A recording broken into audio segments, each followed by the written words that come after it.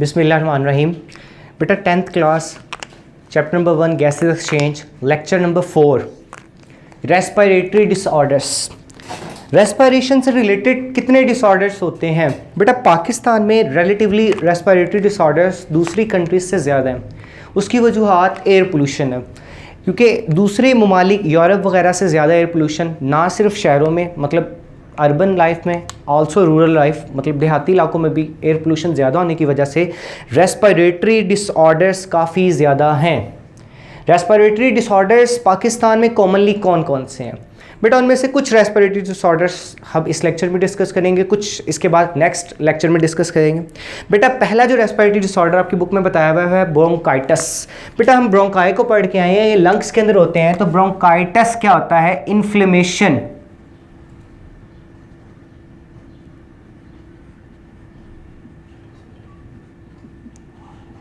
Of bronchi और bronchioles. बेटा bronchi या ब्रोंक्यूल्स की अगर इन्फ्लेमेशन हो जाए, ब्रोंकाई या ब्रोंक्यूल्स स्वेल हो जाए, मतलब वो जिसे हम कहते हैं उनकी वॉल्स मोटी हो जाए, बेटा तो उसे हम क्या बोलते हैं? ब्रोंकाइटिस। बेटा अगर ब्रोंकाइटिस का अफेक्ट देखें ना तो अफेक्ट क्या होता है? ब्रोंकाइटिस के अंदर बेटा एक्सेसिव फ्लूइड इन ट्यूब्स। जो ब्रोंकाई की ट्यूब्स होती हैं उनके अंदर फ्लूइड काफी ज्यादा हो जाता है। फ्लूइड ज्यादा होने की वजह से क्या हो सकता है? Narrow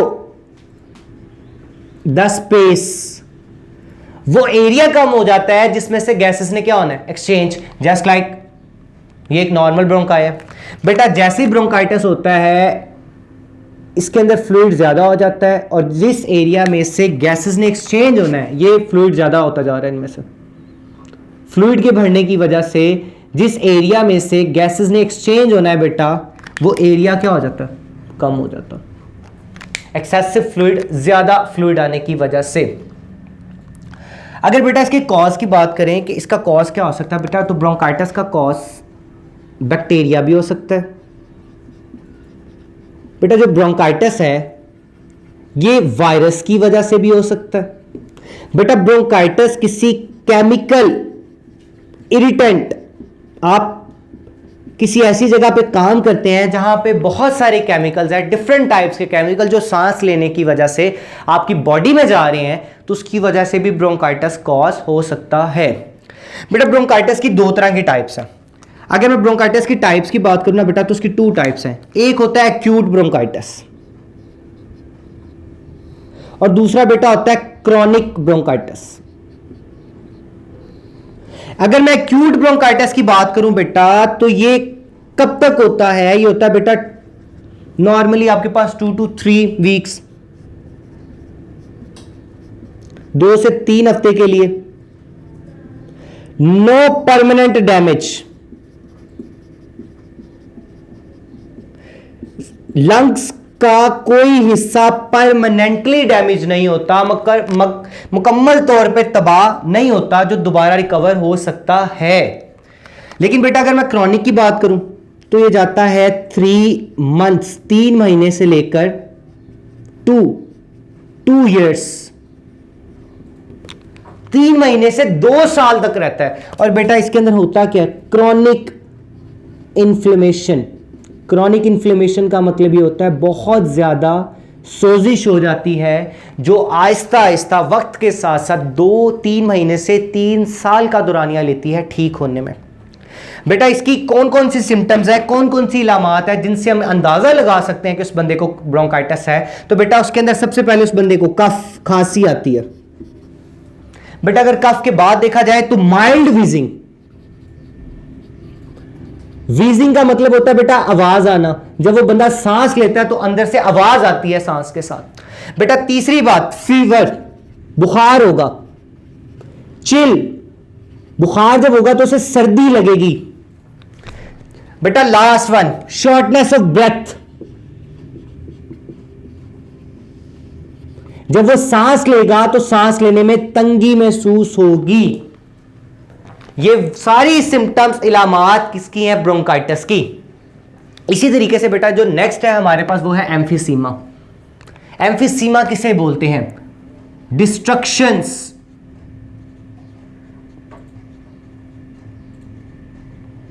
of the walls of alveoli.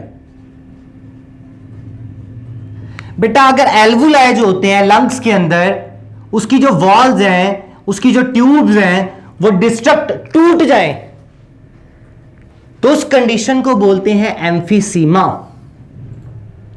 बेटा एम्फीसीमा की वजह से क्या होता है? लार्जर एयर सैक,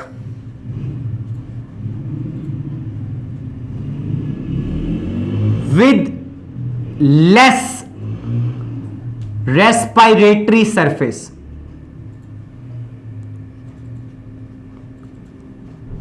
बेटा जो जगह होती है जहां से हवा नहीं गुजरना होता है ना, वो बड़ी हो जाती हैं। वो बड़ी तो हो जाती हैं लेकिन उनमें से हवा कम गुजरती है। फिर सैक्स के बड़े होने की वजह से जो रेस्पिरेटरी सरफेस है वो क्या हो जाती है? कम हो जाती है एम्फीसीमा में। बेटा दूसरी बात, फिल्ड विद पस एंड फ्लूइड। बेटा उसके अंदर पस आना शुरू हो जाती है। पस का मतलब स्क्रीशंस आना शुरू हो जाती हैं और पानी नुमा चीजें आना शुरू हो जाती हैं। बेटा तीसरी बात,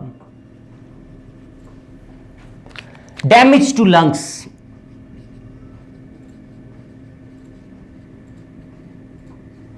जो लंग्स हैं वो डैमेज होना स्टार्ट हो जाते हैं।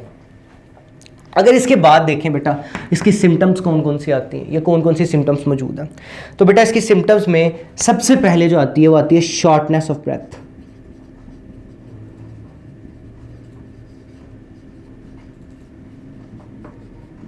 जब सांस लेना होता है तो सांस लेने में तंगी महसूस होती है।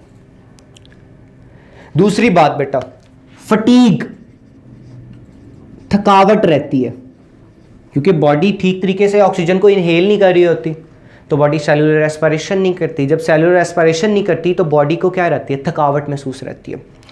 चौथी बात बेटा, रिकरेंट रेस्पिरेटरी इंफेक्शन।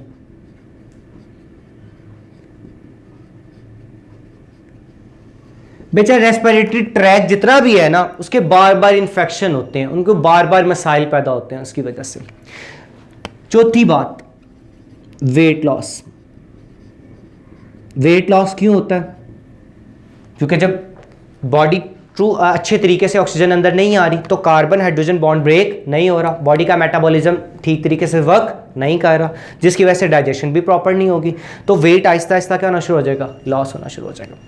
बेटा अगर इसकी कॉम्प्लिकेशंस को देखा जाए क्या है, तो बेटा पहली बात तो ये है कि 50% टू 70% लंग टिश्यू डैमेज हो जाते हैं इसकी वजह से।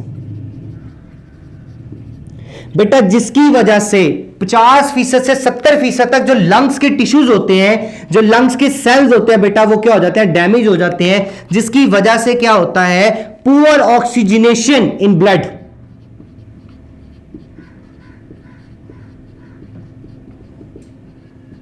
इन ब्लड, खून के अंदर जो ऑक्सीजन की मिकदार होती है वो आहिस्ता आहिस्ता कम होना शुरू हो जाती है। ये तो था बेटा क्या एम्फीसीमा क्या होता है। बेटा अगर एम्फीसीमा के बाद अगर हम देखें तो हमारे पास क्या आता है? निमोनिया। निमोनिया क्या होता है बेटा? Infection of lungs.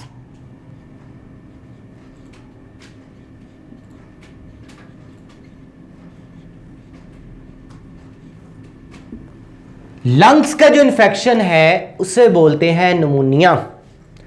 Double pneumonia क्या होता है बेटा? Both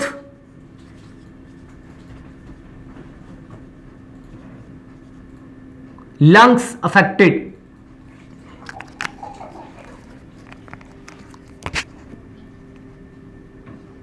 if both lung affected, अगर दोनों के दोनों लंग अफेक्ट हो जाएं, दोनों के दोनों लंग्स या फेफड़ों को नुकसान पहुंचे तो उसे बोलते हैं डबल निमोनिया। इसका कॉज क्या हो सकता है बेटा? अगर इसके कॉज की बात करें ना हम, तो बेटा वो एक बैक्टीरिया भी हो सकता है, वो वायरस भी हो सकता है, वो फंगल इन्फेक्शन भी हो सकता है।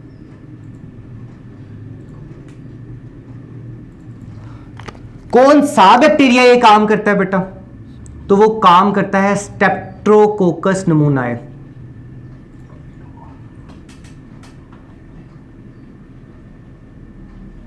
ये वो बैक्टीरिया है जो कॉज करता है नमूनिया।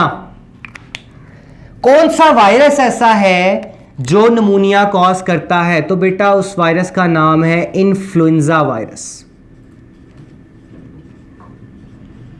ये ऐसा वायरस है जो नमूनिया कॉज करता है, नमूनिया का बायस बनता है।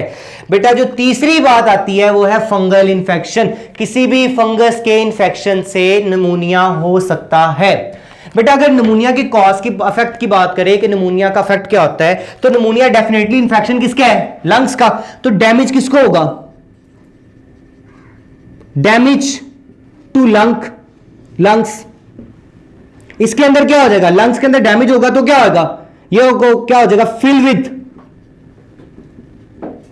पस एंड फ्लूइड। लंग्स जो होंगे वो पस से या फ्लूइड से क्या होंगे? भर जाएंगे। अब बेटा इसकी सिम्टम्स क्या कहेंगे जो हमें बताएंगे? बेटा अगर इसकी सिम्टम्स की बात करें तो इसके अंदर सबसे पहले हाई फीवर, तेज बुखार।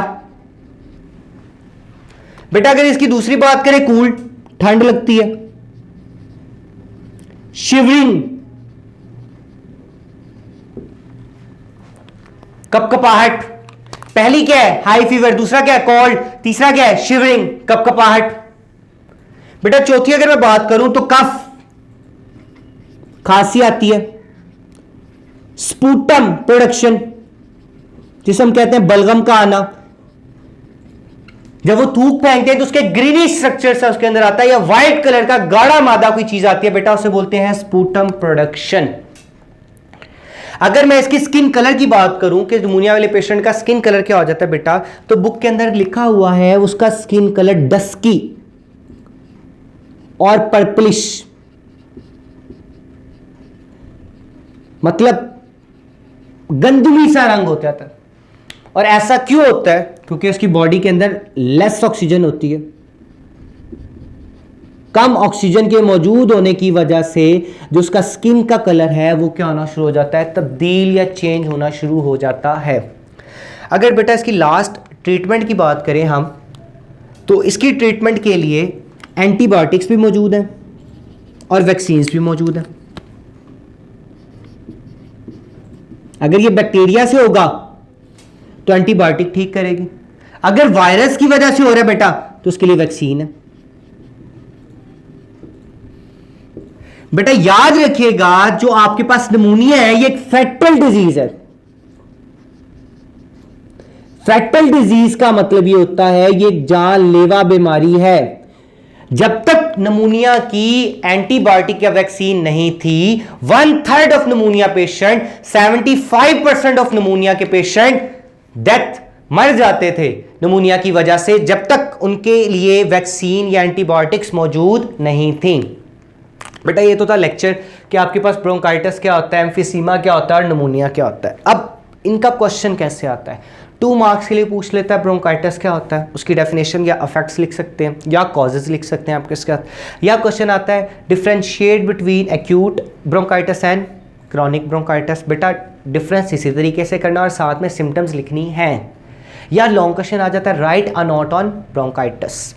इसी तरीके से बेटा एम्फिसीमा के बारे में भी है, या तो डेफिनेशन आ सकती है 2 मार्क्स के लिए, या उसकी सिम्टम्स पूछी जा सकती हैं 2 मार्क्स के लिए, ठीक है, या write a note on emphysema आ सकता है। बेटा इसी तरीके से निमोनिया के ऊपर या तो आ सकता है व्हाट इज़ डबल निमोनिया या व्हाट इज़ निमोनिया, या उसका अफेक्ट्स या सिम्टम्स पूछे जा सकते हैं, राइट अफेक्ट्स और राइट सिम्टम्स ऑफ निमोनिया। बेटा ये जो हैं ये सारे के सारे क्या हैं, या तो ये शॉर्ट क्वेश्चन के तौर पे आ जाती हैं, ये भी शॉर्ट क्वेश्चन के तौर पे आ जाते हैं आपके पास सिम्टम्स। इसी तरीके से अगर मैं इसकी सिम्टम्स उसकी बात करूँ, सिम्टम्स की बात करूँ बेटा, तो ये भी शॉर्ट क्वेश्चन है। या MCQs पे आ सकते हैं कि आपके पास कोई सी 3 सिम्टम दी हो सकती हैं, तो बता सकता है चौथी कौन सी है।